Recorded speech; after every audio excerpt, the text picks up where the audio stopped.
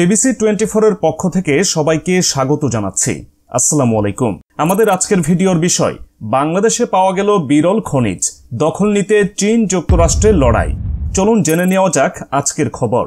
এবার বাংলাদেশে পাওয়া গেছে এমন এক বিরল খনিজ যেটি একচেটিয়া দখল নিতে উঠে পড়ে লেগেছে দুই শক্তিধর দেশ মার্কিন যুক্তরাষ্ট্র ও চীন। বাংলাদেশের উত্তরাঞ্চলের নদী এলাকায় পাওয়া গেছে এর সন্ধান। অস্ত্র এবং ডিজিটাল ডিভাইস উৎপাদনের জন্য চীন থেকে বিরল খনিজ আমদানি করে মার্কিন যুক্তরাষ্ট্র। তবে ভবিষ্যতে এই খনিজ সরবরাহ নিয়ে অনিশ্চয়তা তৈরি হয়েছে। যুক্তরাষ্ট্রের প্রেসিডেন্ট চীনা পণ্যের উপর উচ্চ শুল্ক আরোপ করায় পাল্টা পদক্ষেপ হিসেবে চীন বিরল খনিজ রপ্তানিতে বিধিনিষেধ আরোপ করেছে।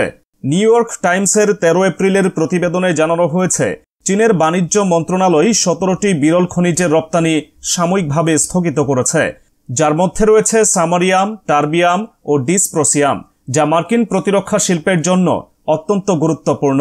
এই পরিস্থিতিতে যুক্তরাষ্ট্র ও তার পশ্চিমা মিত্ররা চীনের একচেটিয়া নিয়ন্ত্রণ ভাঙতে বিকল্প সরবরাহ শৃঙ্খলা গড়ে তোলার চেষ্টা করছে।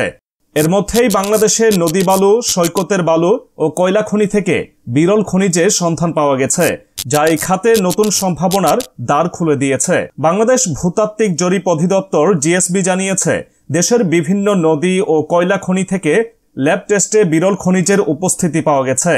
গাইবান্ধার যমুনা নদী থেকে ইতোমধ্যে একটি অস্ট্রেলীয় কোম্পানি খনিজ উত্তোলন শুরু করেছে। তবে দেশে এখনও বিরল খনিজ আহরণের জন্য আলাদা কোনো সরকারি প্রকল্প নেই। বিশেষজ্ঞদের মতে, এই খনিজের বাণিজ্যিক সম্ভাবনা যাচাই করতে আরও গবেষণা ও আধুনিক পরীক্ষাগার সুবিধা প্রয়োজন। প্রতি বছর প্রায় 1 বিলিয়ন টন বালু দেশের নদীগুলো নিয়ে আসে, যা সঠিকভাবে আহরণ করা গেলে দেশের অর্থনীতিতে গুরুত্বপূর্ণ অবদান রাখতে পারে।